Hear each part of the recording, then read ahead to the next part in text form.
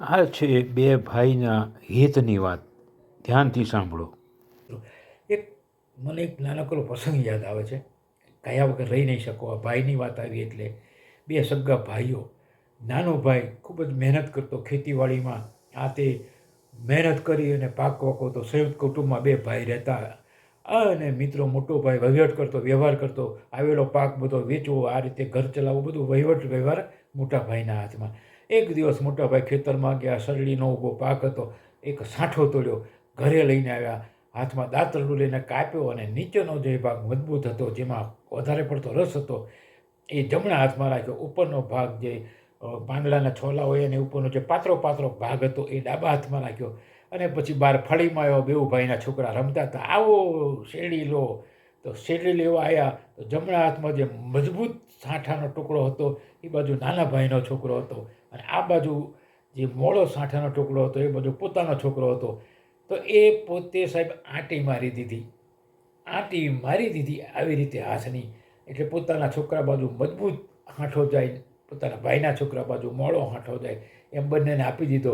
આમ કર્યા પછી થોડા દિવસ પછી ભાઈને મનમાં બહુ દુઃખ થવા લાગ્યું કે મેં વેરો આંતરો કેમ કર્યો, મારા ભાઈનો છોકરો મારો જ કહેવાય. બહુ પસ્તાવા લાગ્યો સાહેબ. અને એમના ત્યાં એમના સદગુરુ હતા, બહુ મોટા પ્રભાવશાળી વ્યક્તિત્વ ધરાવતા હતા, અને પ્રભુને હૃદય રાખીને ફરનારા, એમના આશીર્વાદ બધાને ફળતા એવા પરમ સંત આવ્યા.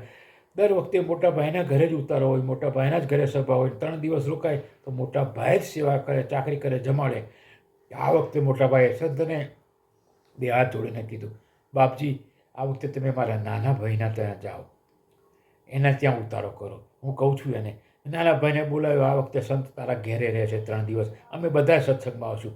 નાનો ભાઈ બહુ રાજી થઈ ગયો. સત્સંગ થયો, 3 દિવસ રોકાયા સંત, અને પછી ગયા. અને બધું જે ફળ હતું એ નાના ભાઈને મળ્યું સાહેબ. નાના ભાઈએ બહુ સેવા કરી. પહેલી વાર જમવા આવ્યા હતા, સરસ પકવાન કરીને ગુરુજીને જમાડ્યા. અને આ વાત વીત્યા પછી આખા ગામના વાતો થવા લાગી કે આ વખતે આવું કેમ થયું. તો ચોરા પર બેઠા હતા અને મોટા ભાઈ ત્યાં બેસવા ગયા, અને લોકોએ પૂછ્યું, આગળ પડતા લોકોએ, કે આ વખતે બાપજીને તમારા નાના ભાઈને ત્યાં કેમ ઉતાર્યો આપો. અને એટલો જવાબ આપ્યો કે આ અમે જે આંટા પાડ્યા હતા, મેં આંટીઓ મેં હાથની પાડી હતી, એ આંટીઓની હાથને જે પાડેલી ભૂલ સુધારવા માટે આપ્યા હતા. સાહેબ, ફક્ત મોટા ભાઈને જ સમજ પડી આ વાતની, કોઈને કાંઈ સમજ પડી નહીં. તો કે જે આંટી પડી હોય તે પણ પ્રાયશ્ચિત તો થયું. મિત્રો, આને કહેવાય ભાઈ.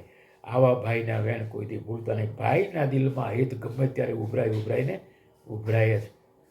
જય હો, જય ભવાની, જય માતાજી. અસ્તુ.